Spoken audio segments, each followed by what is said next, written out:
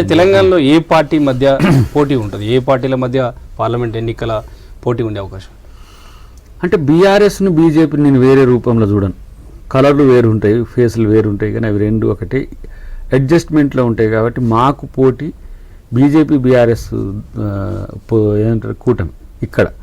మిగతా కూటమి వాళ్ళు ఇక్కడ లేరు కాబట్టి కమ్యూనిస్టులు మా వైపే ఉంటారు, జాతీయ స్థాయిలో ఉండే పరిస్థితి. కాబట్టి డెఫినెట్గా బీజేపీ మేమేదో బీఆర్ఎస్కి వ్యతిరేకంగా ఉన్నామని చెప్పడానికి ప్రయత్నం చేస్తే మాకు తెలుసు బీజేపీ మాకు వ్యతిరేకంగానే ఉంటుంది.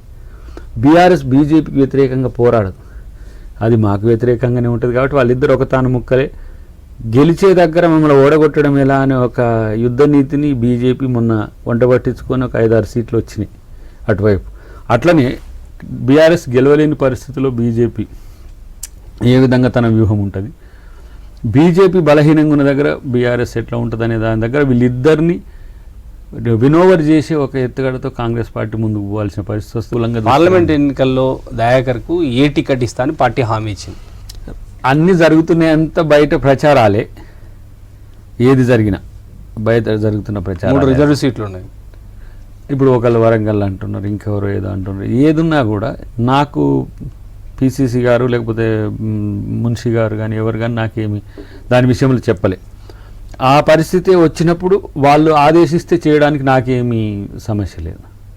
డెఫినెట్గా పార్టీని మళ్ళీ అప్పుడు కూడా నీకు ఇదే స్టేట్మెంట్, పార్టీ నిర్ణయాన్ని శిరసా వహిస్తా అని చెప్పడం తప్పితే నేనేం చేసేది లేదు. అంటే ఫైనల్గా ఇప్పటికే పిసిసి పదవికి దళితుల్ని తీసుకురావాలనే ఒక చర్చ కూడా ఉంది ఇటీవల. ఎందుకంటే కర్ణాటకలో వర్కింగ్ ప్రెసిడెంట్కి ఇచ్చారు, కానీ ఇక్కడ కాంబినేషన్ గతంలో బీసీ కమ్ రెడ్డి కాంగ్రెస్ అధికారంలో ఉన్న ఈసారి దళితుని చేయాలని ఒక చర్చ ఉంది. అట్లాంటి ఏమన్నా పీసీసీ పదవి ఏమన్నా ఇస్తారనే హామీ ఏమన్నా మీకుందా, లేదంటే మీ పార్టీ మీ ఇన్ఛార్జ్ లాంటి వాళ్ళు ఏమన్నా అట్లాంటి స్కూప్ ఏమన్నా మీకు ఇచ్చారా?